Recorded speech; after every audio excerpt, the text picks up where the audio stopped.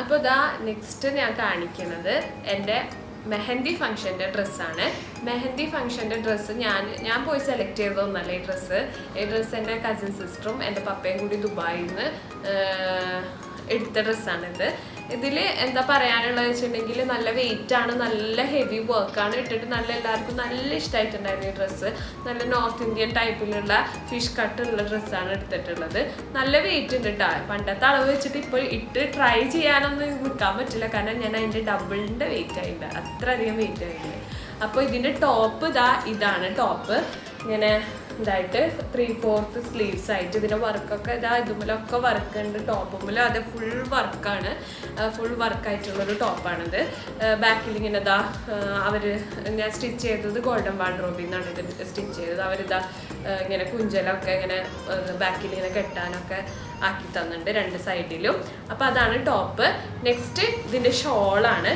ഷോളും അതേപോലെ തന്നെ ബോർഡറിലൊക്കെ ആണെങ്കിൽ, ബോർഡർ ആണെങ്കിൽ ഇങ്ങനെ സ്ട്രെയിറ്റ് ബോർഡർ അല്ല, നമ്മളിങ്ങനെ ഇങ്ങനെ പറക്ക് നിങ്ങൾക്ക് മനസ്സിലാവണ്ടോന്ന് അറിയില്ല. ഇങ്ങനെ വർക്ക് ഉണ്ട്. അങ്ങനെ വർക്കായിട്ട് ഒരു അടിപൊളി ഷോളാണിത്.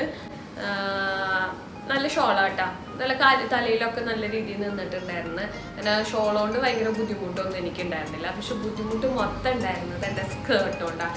സ്കേർട്ടാണെന്നുണ്ടെങ്കിൽ ഫിഷ് കട്ടല്ലേ, ഫിഷ് കട്ട് അതിൻ്റെ പെർഫെക്ഷൻ അടിക്കുമ്പോൾ എനിക്ക് ഇരിക്കാനും വയ്യ, നടക്കാനും വയ്യ, അങ്ങനത്തെ ഒരു അവസ്ഥയായിരുന്നു. നടക്കണ കാണുമ്പോൾ ശരിക്കൊരു ഡൊണാൾഡൊക്കെ ഇങ്ങനെ നടന്നിട്ടുണ്ടായിരുന്നു. ആ രീതിയിലാണ് ഞാൻ അന്ന് നടന്നിട്ടുണ്ടായിരുന്നത്. എല്ലാവരും വിചാരിക്കും എനിക്ക് എന്തോ പ്രശ്നമുണ്ട് എന്നുള്ള രീതിയിലാണ് ഉണ്ടായിരുന്നത്. കാരണം വേറെ ഒന്നല്ല, ഈ സ്കേർട്ടിന് 6 kg ഉണ്ട്, ഈ സ്കേർട്ട് മാത്രം. അപ്പോൾ ഇതാണ് ഫുൾ വർക്കും അങ്ങനെ ആയിട്ടുള്ളൊരു സ്കേർട്ടാണ്. ഇപ്പം അടിയിലിങ്ങനെ ഓറഞ്ച് കളർ വന്നിട്ട്, അടിയിൽ ഓറഞ്ച് കളർ വന്നിട്ട് ഇവിടേക്ക് ഇങ്ങോട്ട് ഗോൾഡൻ കളറാണ്. റെഡ് ബാക്ക്ഗ്രൗണ്ട് ആയിട്ടാണ്, റെഡ് തുണിയുമ്പോൾ ഇത് ഫുള്ള് വർക്കായിട്ടാണ്. ഫുൾ സ്റ്റോൺസ് എന്ന് വെച്ചാൽ ഫുൾ സ്റ്റോൺസ് ആണ്, ഒരു റെഡ് അല്ലാണ്ട് സ്റ്റോൺ കൊടുത്തിട്ടുണ്ട്. അങ്ങനെയായിട്ട് ഫുൾ ഹെവി വർക്കായിട്ടുള്ള ഇതായിരുന്നു. എനിക്ക് അങ്ങനെ തന്നെ വേണമെന്നുണ്ടായിരുന്നു, നല്ല ഹെവി വർക്കായിട്ട് ബ്രൈഡല്ലേ ആ രീതിയിൽ വേറെ ഒന്നും മുൻകെട്ട് നിൽക്കണം എന്നുണ്ടായിരുന്നു. ഇതൊക്കെ ഗോൾഡൻ വാർഡ്രോബിന് എക്സ്ട്രാ ഫിറ്റ് ചെയ്ത സാധനങ്ങളാണ് കേട്ടോ. ഹായ്, നല്ല രസമല്ലേ?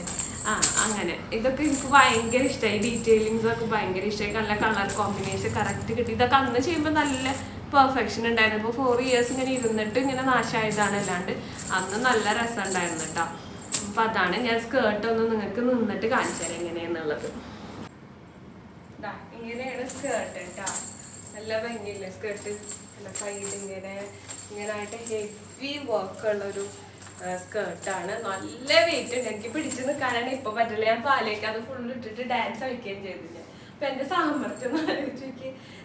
ഇതാണ് ഞാനിങ്ങനെ ഒരു ബെൽറ്റ് കൊടുത്തിട്ടുണ്ടായിരുന്നു. ഇങ്ങനെ ബെൽറ്റ് കൊടുക്കാൻ കാരണം വെച്ചിട്ടുണ്ടെങ്കിൽ സ്കേർട്ട് ഇങ്ങനെ ഹീറ്റ് കൊണ്ട് താഴത്ത് ഇറങ്ങിപ്പോയി വയറ് കാണാണ്ടിരിക്കാൻ വേണ്ടിയിട്ട് ഇങ്ങനെ ഒരു ബെൽറ്റ് കൊടുത്തിട്ടുണ്ട്. അപ്പോൾ ഷോൾഡറിൽ നമുക്ക് ഇങ്ങനെ വെച്ച് കഴിഞ്ഞാൽ താഴത്തേക്ക് ഇറങ്ങി പോകില്ല, അങ്ങനത്തെ ഒരു ബെൽറ്റ് കൊടുത്തിട്ടുണ്ടായിരുന്നു.